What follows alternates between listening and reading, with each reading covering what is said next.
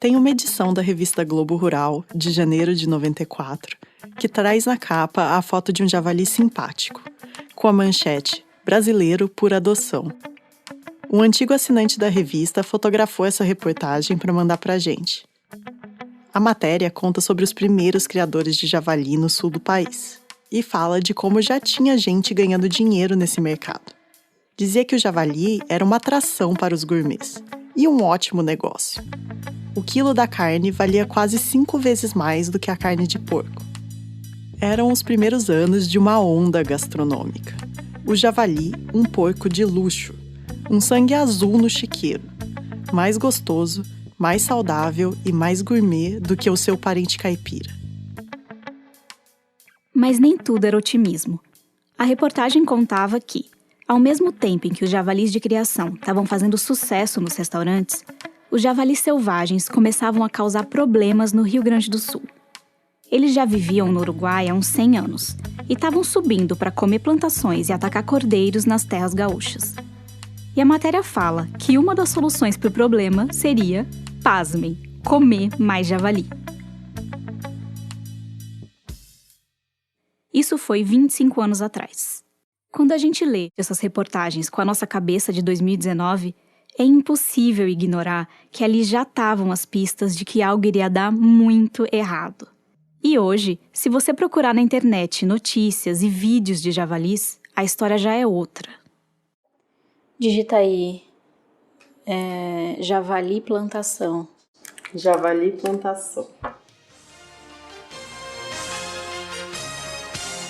Moradores do córrego do Bom Jesus reclamam do prejuízo causado pelo javaporco. Trata-se de uma espécie híbrida de javali. Os animais invadem as plantações e acabam com as lavouras. Já teriam ocorrido pelo menos 20 casos na cidade.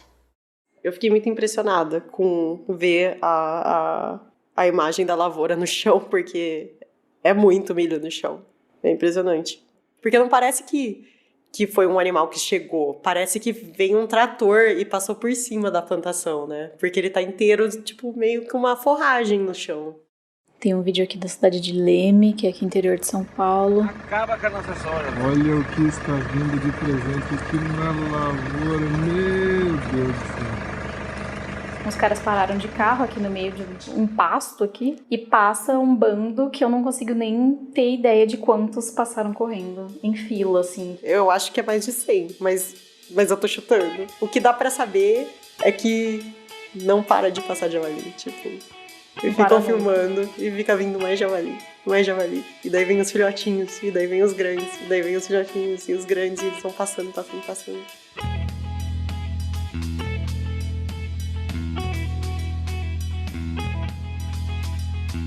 Neste episódio, contamos a história de um invasor em terras brasileiras. Um bicho que era para ser um prato gourmet, mas acabou virando o pior pesadelo do interior do país. Eu sou a Sara Zoubel. Eu sou a Bia Guimarães e este é o 37 Graus.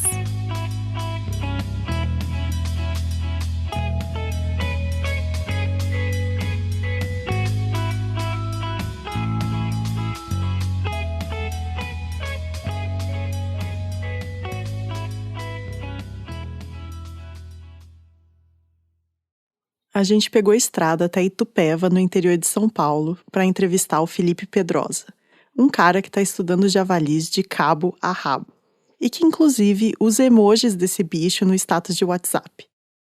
Marcamos a entrevista na casa dos pais dele. Fomos recebidas primeiro por um cachorro e depois pelo Felipe, que estava tranquilão de bermuda e chinelo. Meu nome é Felipe Pedrosa, eu tenho 36 anos. O que mais? Eu sou ecólogo pela Unesp de Rio Claro e acabei de terminar o doutorado em Ecologia e Biodiversidade.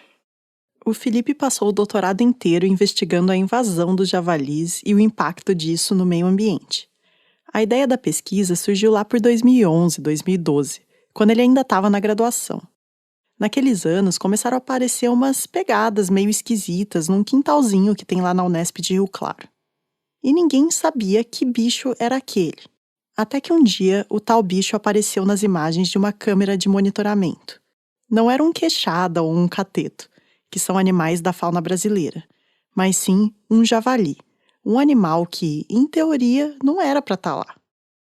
Se você não está com a imagem fresca de um javali na cabeça, pensa num suíno mais atarracado, mais peludo e mais invocado, com presas que se curvam para fora da boca. Primeira coisa que eu comecei a pesquisar foi mesmo a história, né, desse bicho. O que é esse bicho, né? Como que esse bicho veio parar aqui? É uma longa história que começa com a domesticação do javali na Ásia e na Europa 10 mil anos atrás. Esse javali domesticado virou o porco, que a gente conhece bem, e que é uma das carnes mais consumidas no mundo. Mas o javali continuou vivendo livre em boa parte do planeta, e ele sempre foi uma caça cobiçada. Foi por isso que ele foi levado para a Argentina e para o Uruguai no começo do século XX. Soltaram javalis na natureza para que eles pudessem ser caçados, e com o tempo, eles foram se multiplicando. Lembra daqueles javalis que estavam cruzando a fronteira do Rio Grande do Sul no começo da década de 90? Então, foi assim que eles chegaram lá. Mas essa não é a única origem do problema que a gente tem por aqui hoje. Na década de 90, o Brasil veio com essa ideia, né?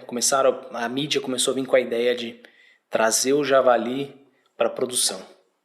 Porque é uma carne nobre, com alto teor de proteína, baixo teor de gordura. E o suinocultor é um porco, né? O javali é um porco. O suinocultor falou, legal, gostei dessa ideia. E aí o IBAMA autorizou importações de matrizes, né, de javalis puros para o suinocultor produzir. E aí trouxeram, meados da década de 90, trouxeram esses javalis. E aí o javali viralizou. Todo mundo queria criar esse porco gourmet. Por exemplo, eu comprei um javali, vocês duas são minhas vizinhas. Rapidamente, vocês vão comprar um filhote do meu animal. Ou eu vou dar para vocês de presente. E vocês vão levar para os seus primos, os seus tios, né, para os seus parentes. Então, rapidamente, muitos lugares do Brasil tiveram javalis. Só que para muitos desses criadores, o javali era uma cilada. Primeiro, que eles não estavam contando com a dificuldade que é criar um javali. O javali tem um temperamento mais selvagem. Ele pula cercas altas e até cava por baixo para escapar. Ele tem dentes afiados e ataca quando se sente acuado. E segundo que, apesar da carne do javali ser mais cara e mais valorizada, o animal demora muito mais para chegar no peso de abate. Um porco de 4 meses já pesa 100 quilos, mas um javali dessa idade não tem nem a metade desse peso. Além disso, é um mercado super restrito. Mesmo com a atenção da mídia, foi um ou outro restaurante que de uma hora para outra decidiu colocar o javali no cardápio. A carne de porco hoje é uma das mais baratas, né? Você compra a costelinha por R$15 o quilo. O javali, no mercado, ele vai ficar com uma carne assim de R$50 o quilo, R$80 o quilo. É uma carne super cara, ninguém vai comprar. Não vai ter saída. Você já comeu? Já. É uma carne muito boa, é excelente. Mas não compensa para quem faz um uso ali diário, entendeu? A pessoa não vai trocar o porco pelo javali. Uma coisa super gourmet. A Alex Atala tem no restaurante dele. Você vai encontrar em churrascarias de alto padrão. Então o cara que começou a criar javali no quintal tinha que dar um jeito de fazer esse bicho ficar mais rentável. E surgiu a brilhante ideia de cruzar javali com porco, fazer um híbrido, fazer um bicho que ganhasse peso mais rápido. Essa ideia apareceu na cabeça dos criadores de maneira generalizada, em várias partes do Brasil. E nasceu dessa fusão, o já famoso javaporco, bravo como um javali e grande como um porco, e que se reproduz como se não houvesse o amanhã. Essa mistura se espalhou de tal forma no Brasil que hoje tem que fazer um teste genético para saber o que é javali e o que é javaporco. Então, para facilitar, a gente vai tratar javali e javaporco como se fossem a mesma coisa.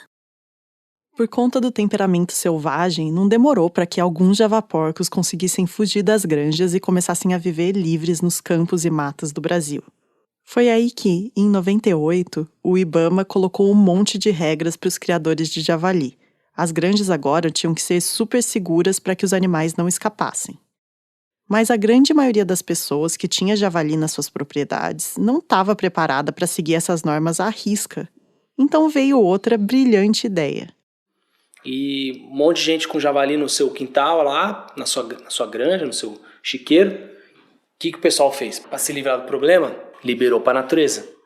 E assim os javaporcos, que se adaptam a qualquer situação e comem qualquer coisa, foram se espalhando cada vez mais pelo país.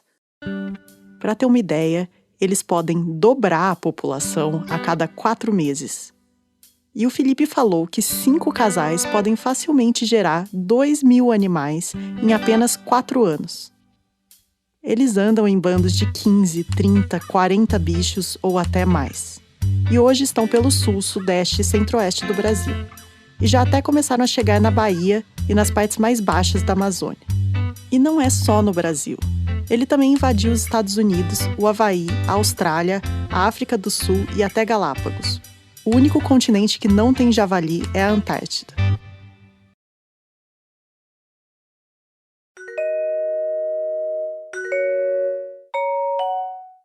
Oi, eu sou o Vitor. Eu cuido das gravações do 37.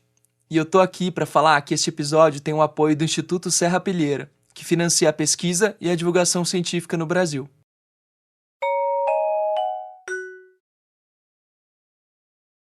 E de volta à história, nas lavouras do Brasil, o javaporco achou um prato cheio.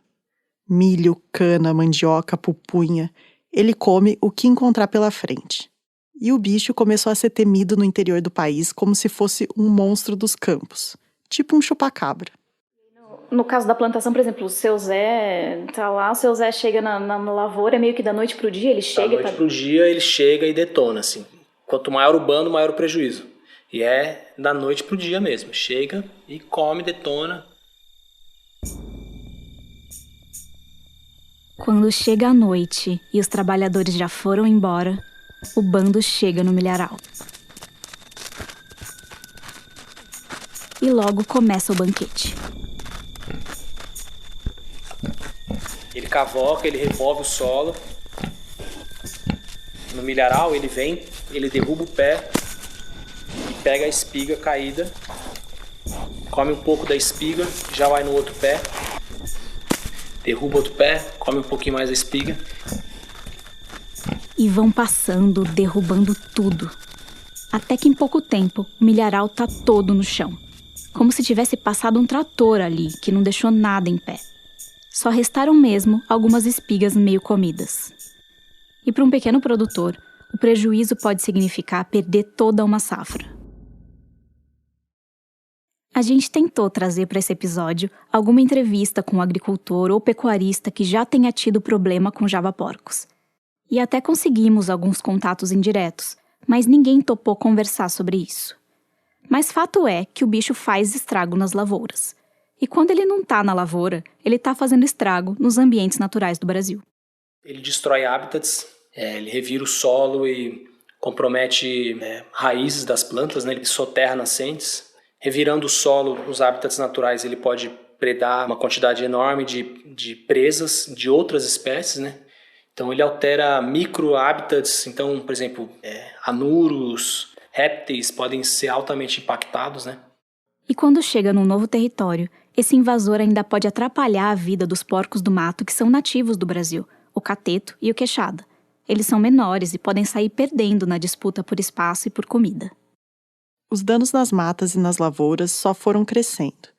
E a expansão dos javaporcos livres fez surgir uma outra preocupação. Como esses bichos não tinham nenhum monitoramento de saúde, eles ameaçavam levar doenças para a suinocultura. Isso podia travar a exportação da carne de porco brasileira. Alguma coisa tinha que ser feita para frear essa invasão. Foi aí que, em 2013, o IBAMA tomou uma atitude. Regulamentou o controle dos javalis e javaporcos no Brasil, seguindo o exemplo de como esse problema é resolvido na maior parte do mundo, com abate, seja usando armas ou armadilhas. Porque, se ainda não ficou claro, esse não é um bicho que dá para simplesmente capturar e castrar como se faz com cachorro e gato. E sim, a gente sabe, essa coisa de controle, caça, abate é super polêmica e super complexa. Mas a ideia aqui não é discutir certo e errado, e sim contar o que aconteceu e o que está acontecendo no Brasil. Hoje, essa é a única espécie que pode ser caçada no país. Isso legalmente falando, né? Porque apesar da caça ser proibida desde os anos 60, na prática ela ainda é muito comum no interior do Brasil. A gente que mora numa cidade grande, às vezes esquece disso. O Felipe pesquisou toda essa questão do controle durante o doutorado e, em paralelo, ele começou a colaborar com um plano do governo federal para controlar os javalis por aqui. Para quem não é da área, pode até parecer estranho que um pesquisador que trabalha com ecologia e biodiversidade queira diminuir a população de uma espécie. Mas é que esse bicho coloca em jogo justamente o equilíbrio dos nossos ecossistemas. E um dos objetivos do trabalho do Felipe era entender mais de perto como está sendo feito esse controle no Brasil. E quem são os caras que vão para o mato abater javaporcos, os chamados controladores. Quem são os controladores? São caçadores, né? Eles são homens de 35 a 55 anos de idade, trabalhadores. Um cara tem uma loja de ar-condicionado de carro, o outro trabalha na mineradora, dirigindo caminhão, o outro trabalha para a NET, entendeu? São pessoas comuns, pessoas que a gente vê no dia a dia aí, são essas pessoas, né? Só que qual é o diferencial desses caras? Eles estão lá regulamentados, eles têm licença do exército para ser caçador. Então a gente foi para Rio Claro atrás desses controladores. Meu nome é Sidney, meu sobrenome é Gâmbaro. Eu tenho 51 anos e eu sou empresário. Meu nome é Cristiano Arthur Frederich III, tenho 39 anos, tenho um escritório de assessoria ao CAC. O CAC seria o caçador, atirador e colecionador. Eu sou Lincoln Gomes Jardim, eu tenho 43 anos, sou dono da oficina mecânica. A gente não chegou nos três por acaso. Eles fazem parte de um grupo que se reuniu por conta do Felipe. Porque no doutorado, o Felipe precisava saber exatamente o que os javaporcos estavam comendo. E para isso, ele precisava de estômagos. E o melhor jeito para conseguir esses estômagos era fazer uma parceria com os controladores da região de Rio Claro.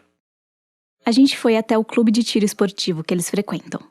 Tiro é aquele esporte de atirar num alvo com a arma de fogo. E o clube estava bem movimentado, porque naquele dia ia ter uma competição. Éramos eu e a Sara numa sala com uns 15 homens e várias armas. Algo totalmente inusitado na nossa rotina. Então sentamos com o Sidney, o Cristiano e o Lincoln para conversar. Antes da pesquisa do Felipe, eles já praticavam o tiro e contaram que a cultura da caça já estava na família deles há gerações. Mas não podiam legalmente ir para o mato e caçar aqui no Brasil, como conta o Cristiano. E falei, poxa, já que a gente não pode praticar o esporte da caça no Brasil, se tem o controle, é o mais próximo que a gente consegue fazer. Vamos atrás e ver o que precisa fazer. Eles resolveram toda a papelada e aí conseguiram a permissão do IBAMA e do Exército para fazer o controle. Cada um deles tem seu emprego normal durante a semana. E aí, nos finais de semana, eles se juntam para ir atrás dos javalis. Geralmente, o controle funciona assim. Um produtor rural começa a ter problemas com javaporcos na sua plantação. E aí ele fica sabendo que ali na região tem um grupo de caras que vem e caça os bichos. Esse produtor pede uma autorização para o governo. E aí pode chamar os controladores para sua propriedade. Também é comum que o próprio produtor rural ou um funcionário da fazenda tire uma licença para fazer o abate. E para pegar os javaporcos, geralmente se usa uma matilha de cães. A gente chama de cão de levante. Ele entra na quadra de cana, encontra o rastro do animal, vai perseguindo o rastro, a hora que ele vê o animal ele começa a latir, o animal foge dele, ele vai correndo atrás e latindo, dando sinal de onde o animal está indo.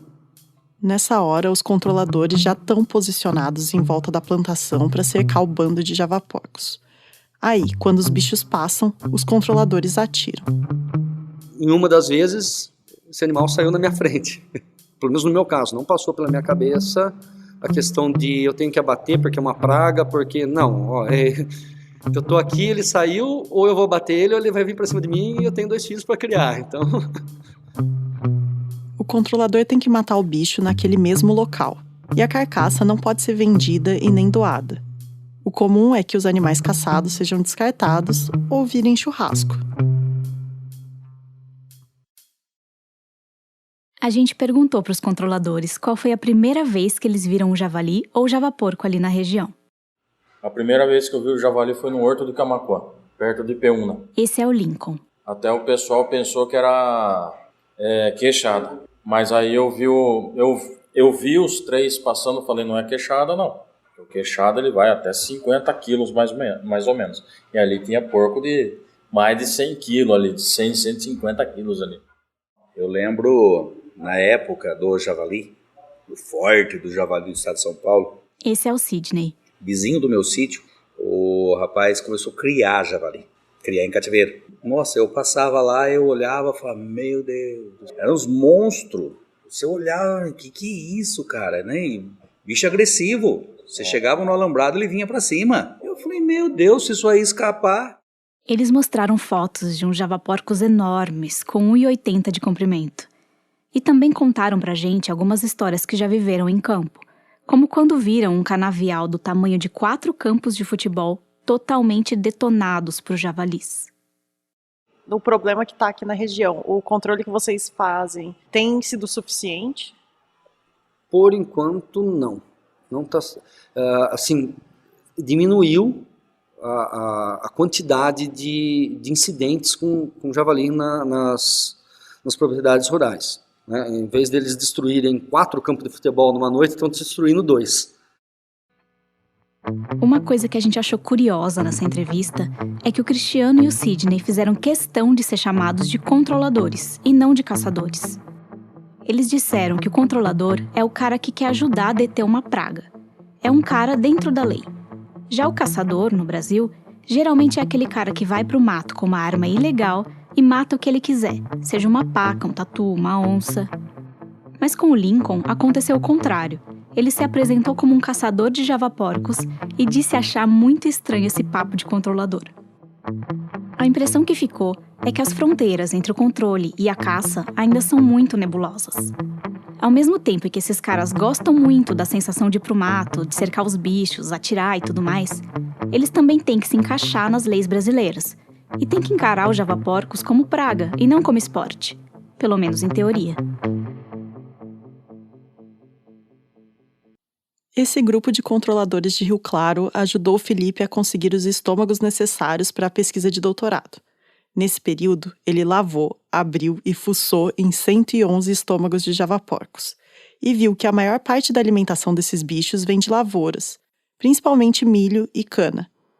Mas ele também achou outras coisas, como raízes, pelos de roedores, pedaços de répteis, pássaros, insetos e até a pata de um outro porco selvagem. E então ele pensou assim: quando ainda havia antas ali na região, elas faziam um trabalho importante de dispersão de sementes. Será que os javaporcos pelo menos ajudam nesse serviço? A pesquisa que eu fiz mostrou que ele está consumindo muitos frutos e dispersando milhares de sementes, apesar de que muitas dessas sementes são depositadas, né, são defecadas em plantações, que são locais inapropriados à regeneração, e muitas dessas sementes são também sementes de plantas exóticas. Então ele também está ajudando a dispersar semente invasora, por exemplo, leucena. Ou seja, pelo menos aqui no Brasil, nessa situação fora de controle, os javaporcos não trazem muitas vantagens. Os 3 controladores que conversaram com a gente, assim como todos os do estado de São Paulo, estão voltando à ativa faz pouco tempo. Isso porque, entre junho de 2018 e março de 2019, a caça dos javaporcos em São Paulo foi proibida por lei. E para o Felipe, essa lei foi um atraso. O estado de São Paulo é um estado majoritariamente urbano. As pessoas no ambiente urbano, elas, querendo ou não, elas têm esse deslocamento do mundo natural, né? E aí o javali, ele é visto como um animal que não deve ser abatido. Imagina, vai ter um animal, tem pelo, né? Ele faz barulho, ele tem filhotinhos bonitos. O abate desse animal é crime, é cruel, não deve se abater o animal. Mas elas não veem o lado técnico da questão, que é todo o prejuízo, ameaça econômica, enfim. Só que os ataques nas lavouras continuaram acontecendo, e os produtores rurais daqui ficaram revoltados. Mas aí, em março deste ano, o IBAMA estabeleceu novas regras que valem para o país inteiro. Todos os estados podem fazer o abate, seja caçando os animais ou depois de capturar em armadilhas que funcionam como jaula ou curral. Aliás, agora as normas até estimulam o uso dessas armadilhas como sendo mais seguras e mais eficientes do que a caça. Mas se sabe que as armadilhas também têm seus problemas. Para funcionar, elas têm que seguir orientações bem específicas e têm que ser colocadas nos lugares certos. E custa dinheiro para instalar. E mesmo assim, acontece dos animais aprenderem a evitar as jaulas e os currais. Então hoje, o que se tem é uma combinação de estratégias. O Felipe disse pra gente que, para frear a expansão dos javaporcos no Brasil, é preciso que 65% dos animais sejam eliminados todo ano. Só que ainda precisa de mais estudos para estimar quantos javaporcos existem no país.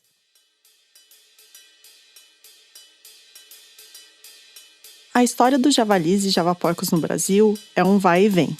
Desde o momento em que a gente começou a produzir esse episódio, as coisas já mudaram. E é uma história que envolve ecologia, envolve mercados, mas também envolve muita política. Inclusive, alguns grupos já têm usado a invasão dos javaporcos como argumento para liberar a caça de outras espécies ou mesmo ampliar o porte de armas no campo. Então a gente encerra esse episódio sem muita ideia de como as coisas serão amanhã. A gente só sabe que tem que pensar muito bem antes de embarcar na próxima onda gourmet. E enquanto a gente pensa, o bicho se espalha mais. Vou entrar no LX, tá? Tá. O que a gente vai procurar no LX? Eu vou procurar javali e javaporco nos classificados. Vamos lá, javaporco em Sorocaba, R$250. Casal de porcos sendo uma javaporca e um caruncho. Fêmea javá e prenha. Isso é em Caçapava, R$1.800. Essa daqui é uma porca que ele diz que também é uma javaporca, em Bauru, R$550. Ótima mãe.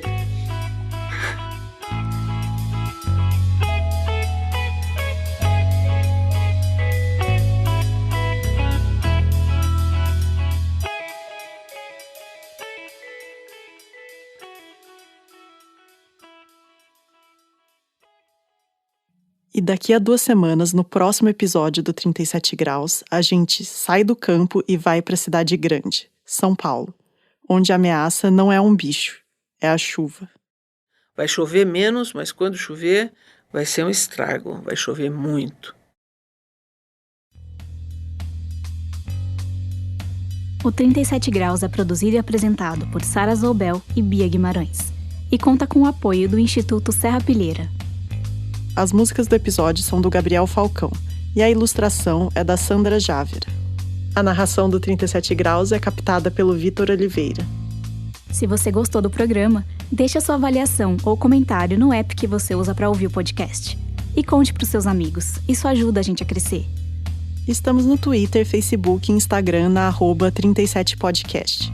E você também pode assinar nossa newsletter para saber quando saem os novos episódios e ficar por dentro dos bastidores do 37 Graus.